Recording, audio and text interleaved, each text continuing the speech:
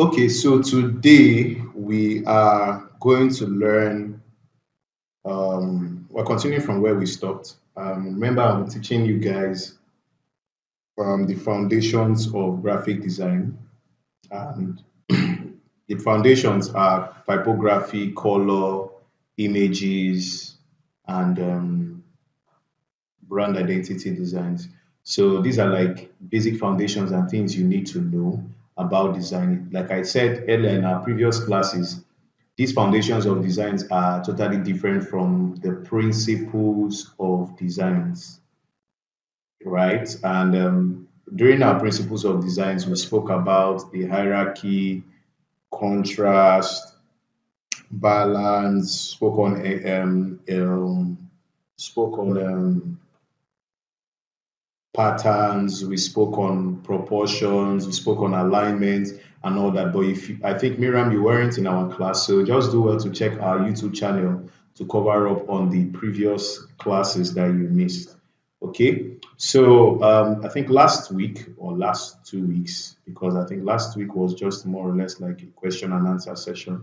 For last 2 weeks, I started teaching you guys typography. That's one of the foundations of design. Explain to you guys what typography is all about, what you need to know about typography, and some types of fonts that you would find in typography. Serif, sans serif. I also gave some questions and also some design tests as well to just test our knowledge on how to specify or identify those things. So under typography, we're dealing with typography anatomy without wasting too much time, just tell you guys what it is. And this is basically something that you will see every day. So typography anatomy just simply describes visual elements that make up the letter forms in the typeface. So basically, each type, or let me just call it each character. You can call it type because it's graphic design. We're learning graphic design. So I want you guys to also take note of these terms. Remember when we spoke about 50 design terms you should know.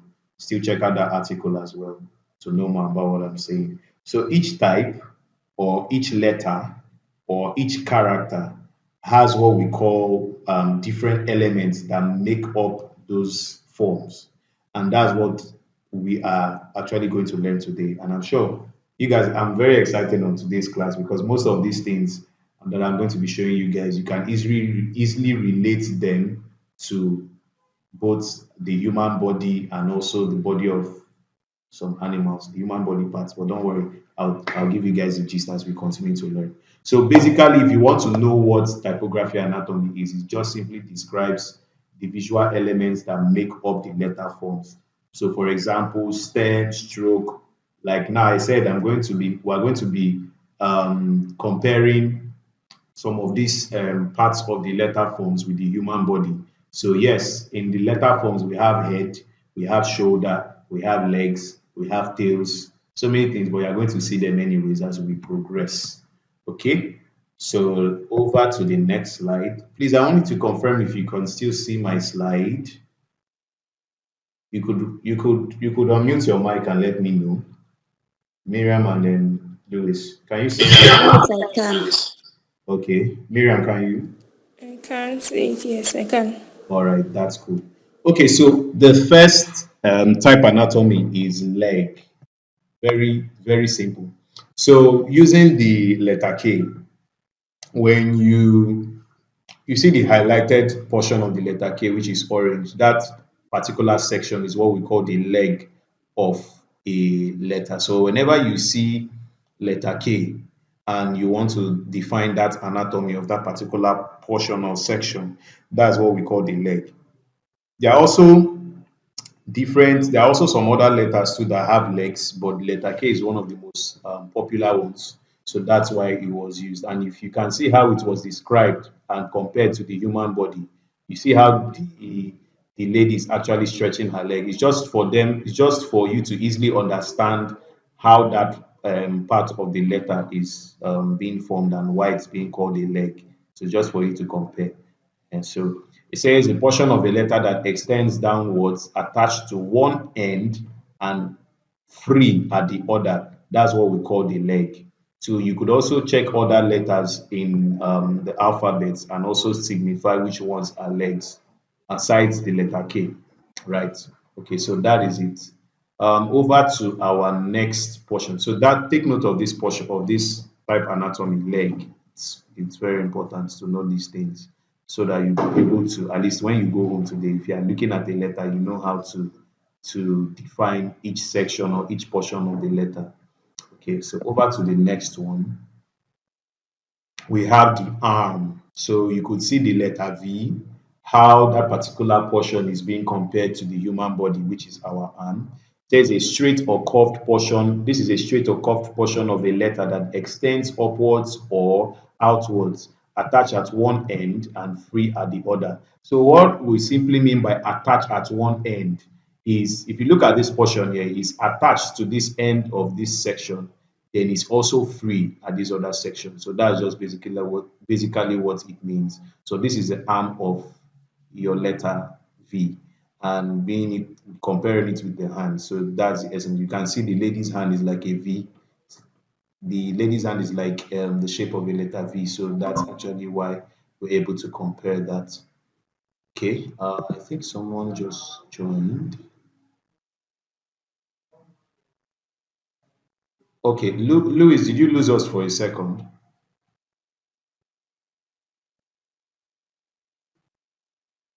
Louis, can you hear me? Hello, Louis, can you hear me?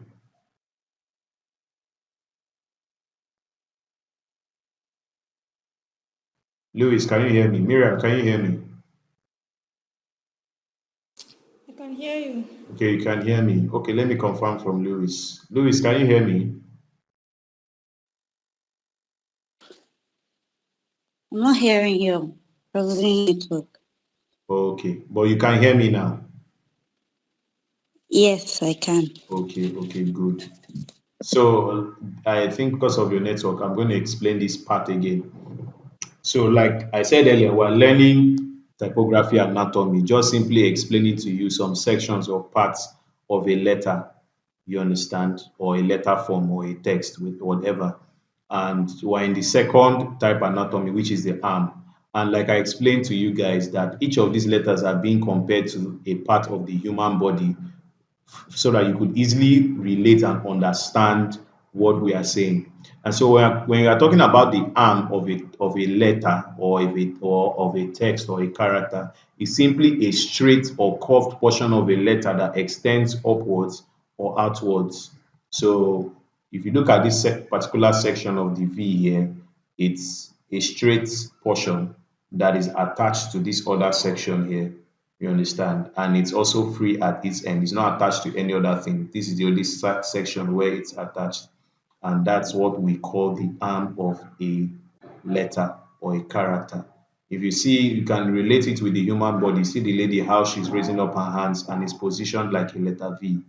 And this is actually what we're talking about. So that's it for the arm of your text. Okay, so over to the next one is what we call the ear, and this one is very funny because letter G, this is actually a small letter G, and if you look at this particular section of letter G, this is what we call the ear. You may not find this on all alphabets. I think it's only the letter G that should have this, but the letter G has an ear, and you see it's also being compared to the ear of a dog. So it's a small stroke that extends outwards from a lowercase g in some typeface styles. Now take note of what they are saying in some typeface styles, because what they mean by typeface styles, it's simply different types of fonts. So there might be some fonts that you use and the small letter G doesn't have this here. You understand? So I want you to take note of it, that it's not all fonts where the small letter G will have this here. It's just some kind of fonts. Peradventure, I think mostly some serif fonts. Remember when I explained to you guys what serif means? Can you guys remind me what serif fonts are? Miriam and Louis, can you remind me what serif fonts are? I want to be sure you people remembered what we learned before. What's a serif font? Anyone can answer first.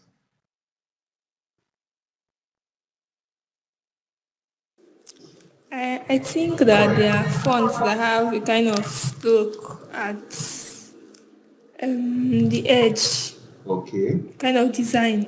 okay. Louis, how about you?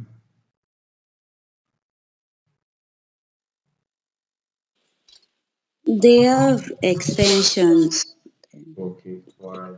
So both of you are correct. I'm so happy that you will say remembered. So yes, serif fonts are fonts that have extensions. You can call them extenders. You can call them strokes at the end. If you want to use, if you want to use the graphic terms, you could say serif fonts are fonts that have extenders. Yeah. So both of you are correct. I'm very happy you understand that. So back to what I was saying. I said, uh, sorry, please mute your mic.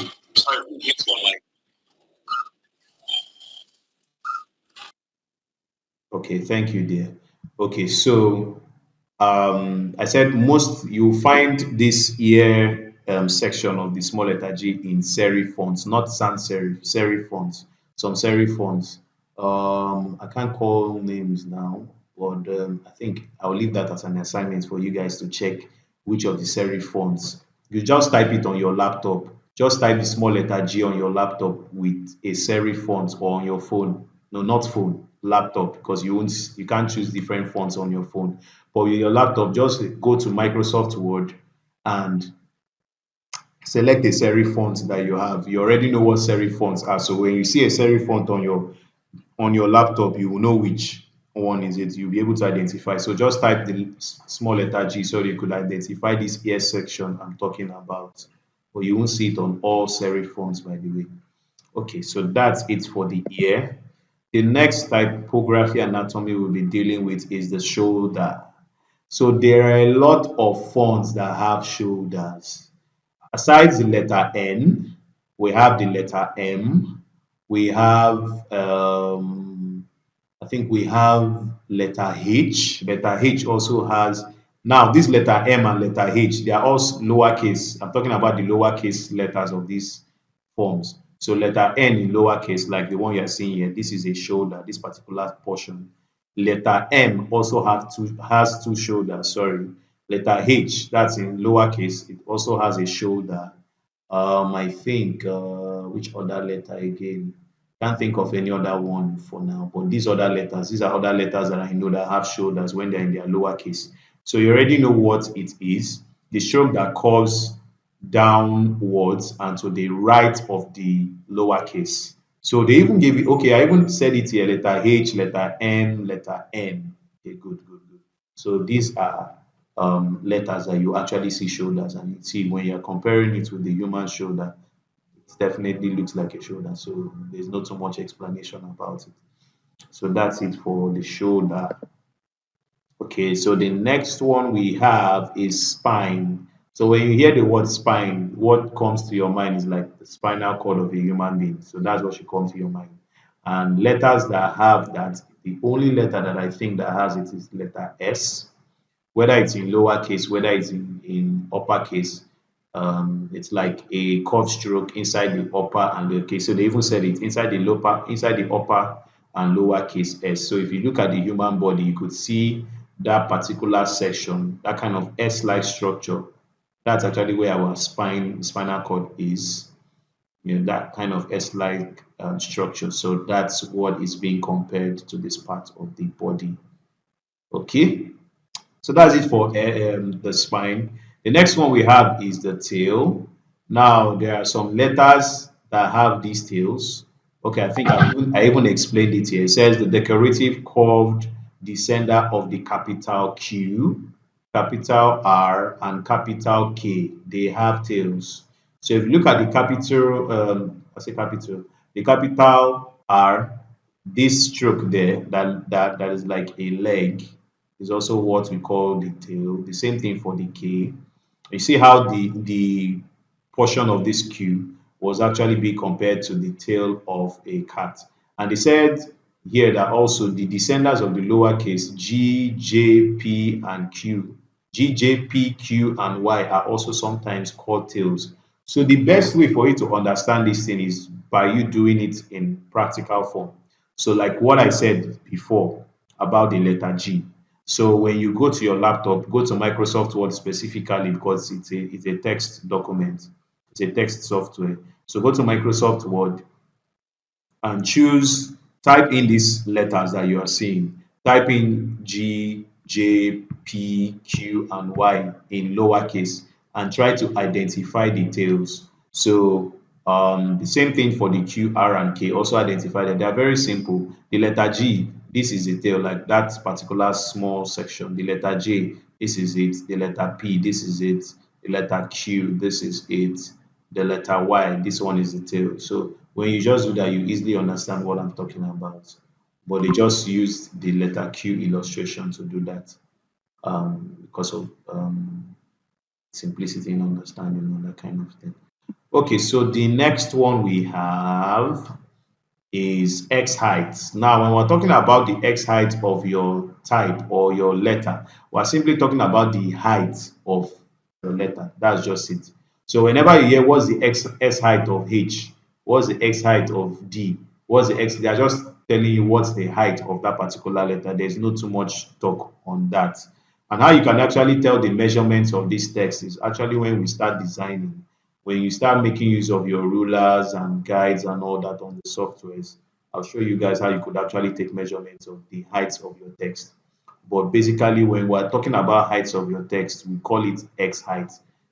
See it here, it's already, I even said it here, it's called X height because the letter X of each typeface is what determines the measurement. It's like a measurement, right, of your text. So being compared to that of a human being, you're just talking about the height of the human being. So the same thing, like I explained, the height of your text, that's what X height means. Not too much fuss about it. Okay, so over to the next slide. Cap height, cap height, cap height, cap height. So basically, if you hear the word cap height, we are just talking about the height of capital letters only. Please take note, capital letters only. When you hear the word cap height, what should go to your mind first is the height of capital letters. Now it says the most accurate measurement is found in the flat bottom characters like the letter E. So the letter E, what we mean by flat bottom character, if you look at the letter E here, that stroke, that last stroke there, that's a flat bottom, and it's very easy to measure those kind of capital letters. So I think letter E, I think letter B, I think that's in capital letter. Those ones you could also measure the cap height with it. It's very easy.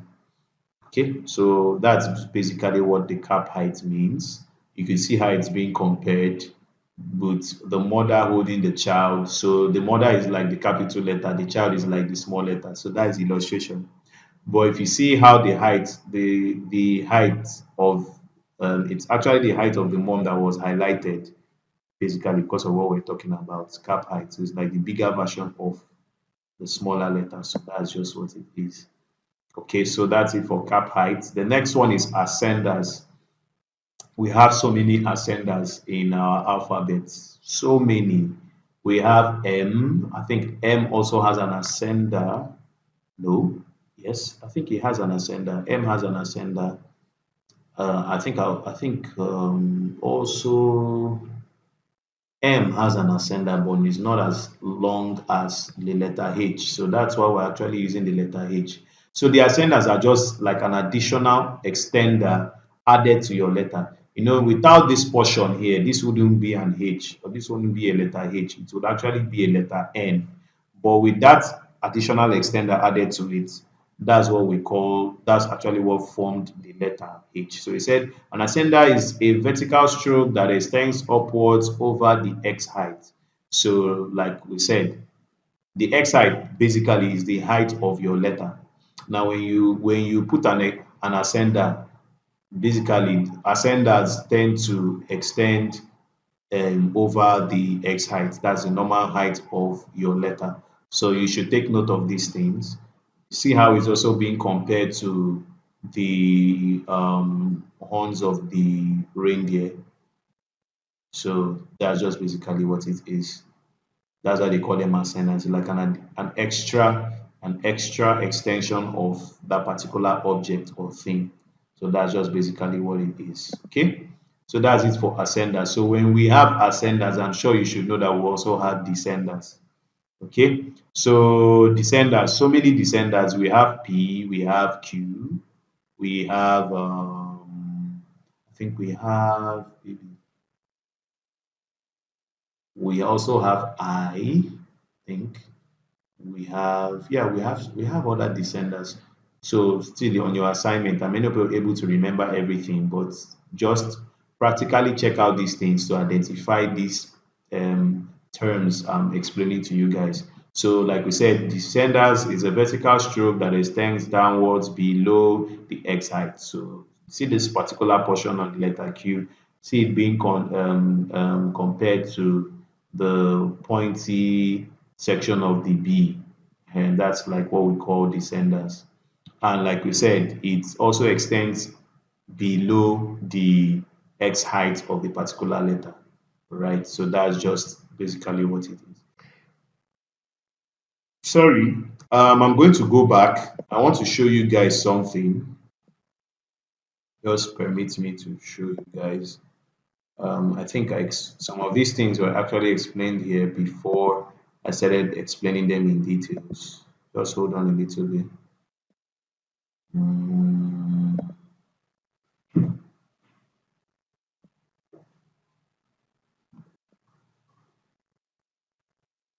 okay, good.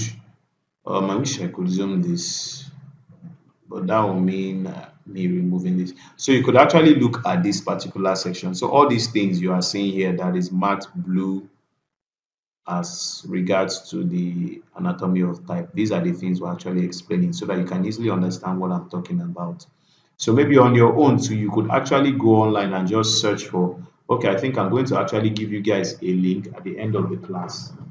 I'll post it on the Slack channel. That link will also help you better understand the typography anatomy and to also see some of these things in a bigger way so you could easily understand them and grasp them. So let me just go back. Forgive me for that time.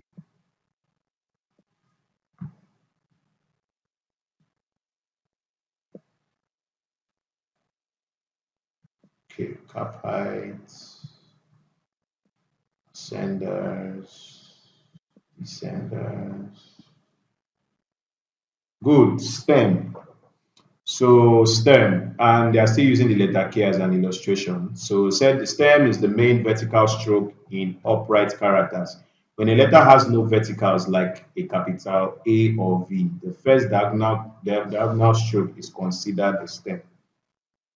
So another example of stems, aside just the letter K, we have the letter P as a stem, we have the letter Q as a stem, we have the letter B as a stem. I'm talking about these letters in smaller cases or lower cases, not capital letters.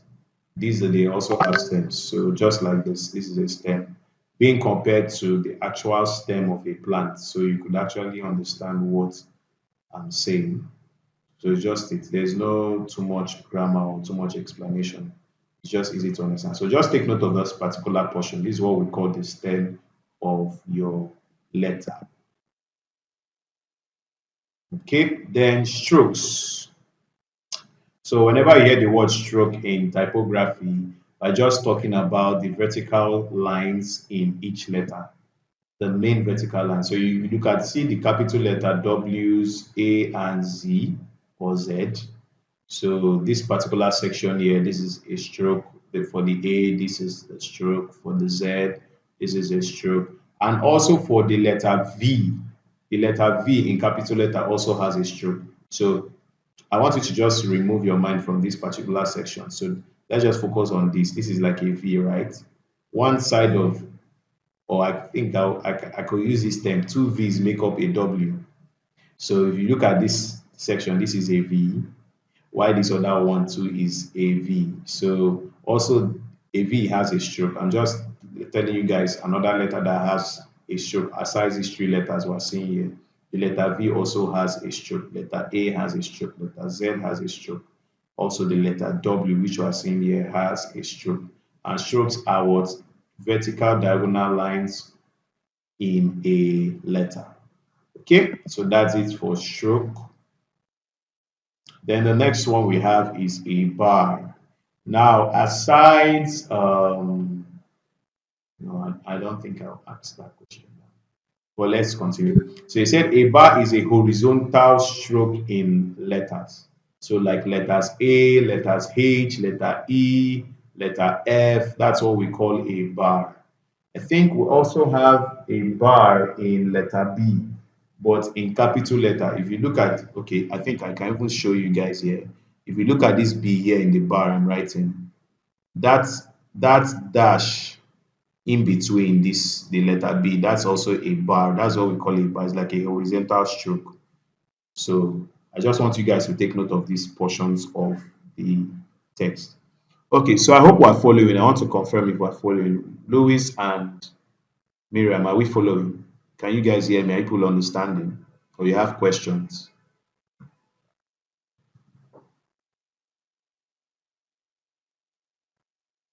Hello, can you guys hear me? I'm following. Yes, I can hear you. Okay, Louis, how about you?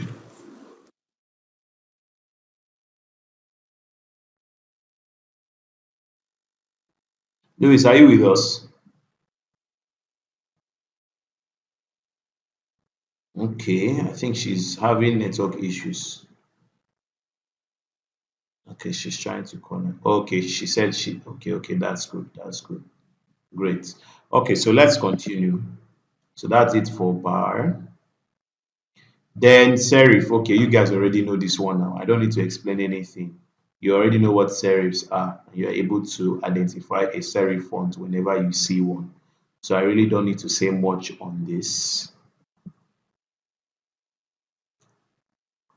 Okay, so terminals. So it says here when a letter doesn't have a serif, the end of the stroke is called a terminal. So remember, we know that serif fonts are fonts that have extenders or strokes, or we can call them lines. But in the case of the small letter T that has this kind of little curve on their in its portion, we call them terminals. We don't call them serifs. So please take note. When you see this little curve here, we call them terminals. They are not serifs. Serifs have extenders. Let me go back again for emphasis. Serifs are always like this. They always have these extenders, this dash, this stroke at its end. That's what we call serifs, right? While the terminals are the ones that have the curved like points. You understand? This curve, that's what we call terminals. So please also take note. And like I said in the assignment, just go to your Microsoft Word, or I think everyone should have a Microsoft Word on their system. Go to Microsoft Word and try to explore these things by typing the letters, both in capital and small letters. Use them to identify these anatomies that we're actually talking about. Okay, so to the next one. Bowl. Wow, we have, I think we also have, yes, yes, yes. Thank God. I think I explained them. So a bowl is a stroke that creates an enclosed curved space. So you know all the letters that have enclosed spaces. We have the letter D, letter B, letter O, both all in caps and in small letters. They all have bowls because they are enclosed. They are enclosed and it creates like another portion in that particular letter. So just like the letter D here, you can see this bow here. And because it's like a curve or it's a curve, it now creates a section inside. And this section actually has a name, but I'm also going to explain it to you guys in our as we progress. Or if it's not there, I think it's going to be in the link I'm going to share with you guys. So compare that to the bowl of the cup. You see the handle of the cup here attached to the cup itself. See that small portion to it, also a portion that is created because of that enclosed curve. Okay, so that's it for bowl. Then counter, good. So that's actually the next thing. So remember those things that make up the curved sections that makes up the bowl, like O, B, D, and A. That particular section inside, that particular section that's created inside is what we call a counter. So like what I explained here on the slide, it said the counter is the enclosed space in letters. So have it at the back of your mind that for our letters O, B, D, and A, and also our letters P. Yes, letter P. Take note, I didn't write it there, but letter P also has an enclosure because it has a bowl. If you see, letter P has that curved like stuff when you're writing it, and that section inside is also a counter section. So letters O, letters B, D, A, and P, they all have counters and they all have bowls. So just take note of them. Okay. I'll just have like 4 minutes, so I think I'm almost done so that I could give room for Q and A's. Yeah, so the next one we have is the link. So the link is like a stroke connecting the bowl and the loop of a letter. So this, take note, is, or I think it's always, we have this only in the lowercase of G. So you could see this is what we call a link, linking this section up here. Remember what this section is the ear. Remember what this is actually a bowl, right? And you know the section, this black section inside is what we call a counter. Then we also have this other section here, and this section is what we call a loop. So that's what we was explaining this other diagram here. The loop. This is what we call a loop. A loop. And you can only see this in the small letter case G. Okay. So that's it for link and loop. Then another thing we have is a swash. Swash. So where you actually see swashes are in scripts. Remember when we spoke about script fonts? Script fonts are stylish fonts. You know, stylish fonts you could see on your wedding invitations, you could see on some, maybe some birthday cards, I think, some kind of professional birthday cards, or even some serif fonts as well. That's where you can see this swash like portion. So just like what I explained to you guys on the slide, they said a swash is a fancy or decorative replacement to a terminal or serif in any capital letter used at the beginning. So normally this would be like a serif. This section here could actually be a serif, right? It could actually be a serif, or it could be a terminal. We know what a terminal is now. The curved light, if it's not straight, that curved light section is a terminal. But for this, a swash is like this. So whenever you see something like this attached to a letter, is what we call a swash. Take note. And they say swashes are used at the end of letters to decorate the composition. So basically, where you see them are in scripts. Okay. Then we have what we call a spore. So you need to take note, it's not a really large portion, it's like a very small portion of your text. So it says it's a small projection that veers off the main stroke on many capital G's. So just take note, that small like curve is like a small portion there. That's what we call a spore. You might not really take notes, but anyways, when you start typing, you see what I'm talking about. You could actually see that orange. Let me take my mouse there a little bit. That orange portion, that small portion, that's what we call the spore. So you could also try out other letters to see if you could actually see spore, a spore section aside the letter G. Okay. So yes, so I said I'm going to explain more of those typography terms or the type anatomy terms, and there is a link that is here, and that link, I'm going to open that link so you see it, and I'll be sharing that link on the Slack channel so that you guys can use that to also read more on type anatomy. So let me click that link and open it so that you see basically what I'm talking about.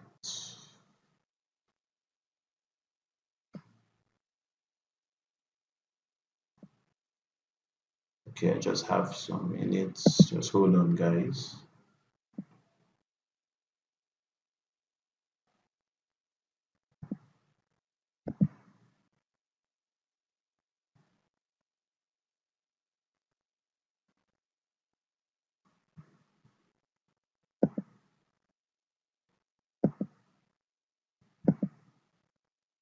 Mhm.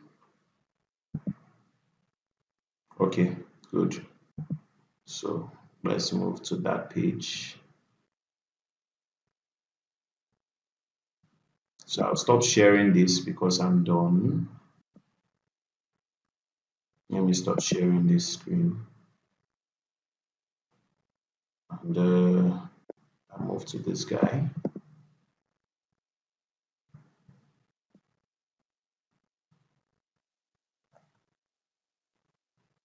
Okay, just give me some minutes. I'm trying to load the site so that you see what I'm talking about. But the link will still be shared on the Slack channel. So this is what that page looks like. So it's like a more explained term or a more explained article on the, sorry, when this thing comes up, you could just exit out. If you want the free book, you could actually write. So see some of the things we've already explained. There was a portion that I didn't explain, and that's why I also shared this link so that we won't waste our time. So this section where you see is also what we call the I. And yeah, there are so many things you are going to learn here. So basically, I've explained most of these things. Some of these things, there are also some new anatomies in the type that you also learn.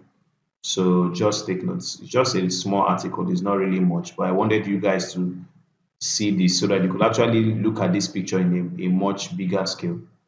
Okay, so that's basically it for our today's lesson. Thank you so much. I really appreciate you guys for joining our class for today. So, do you have any questions for me? If you have any questions, you could speak. You could unmute your mic and speak. Just have like I think a minute more. But I can take your questions if you have any. No questions. Okay. How about you, Louis? Well, I have a question. I wanted to find out for C, that's small letter T. Can Yeah. it be classified as ascender? As an ascender, I don't know. No, small letter T doesn't have an ascender, but it has other. It has two things. It has a bar, and it also has um, um what's the other one that I called it now? Apart from the bar, there was another section I called. Terminal. Thank you very much, my dear. Terminal. So it has a bar and a terminal. If you look at the letter T in small letter, it doesn't have an ascender. Ascenders are the ones that are like additional strokes to that particular listing. Letter T doesn't have an ascender. It only has a bar and a terminal. So you could also check to confirm, but it doesn't have an ascender.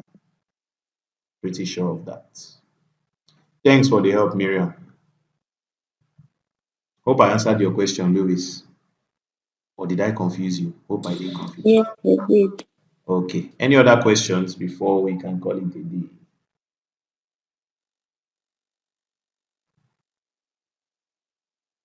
Okay. Are we good? Yes, we are. I All am. right, all right. So thank you so much, guys. I really appreciate it. Thank you once again for coming. Like I said, I will share that link to the Slack channel so that you guys can check and know more about it. Then, like I said, the assignment for today is try out these things, right? Try out these things. Go to your computer, go to your Microsoft Word, type the text, type all those texts from letters A to Z, both in capital and in small letter. Type them out and try to spot out those particular anatomy terms of your type. Try to know which one has a bold, which one has a terminal, an extender, a serif. Just try as much as you can to take note of those things because it's not as if you are going to need it in design, but it's like for you to know those things as a designer. So actually, when you're conversing with designers or you're conversing with other creatives in the design industry, you actually know what those things are. It's not like somebody is going to ask you in an exam, what does this portion of your text mean? No, but it's like it's part of the dictionary of graphic design. So it's very good you know those things. All right, thank you so much, guys. I really appreciate you guys. Have a lovely evening. Bye. Thank you, sir. You're welcome. Bye.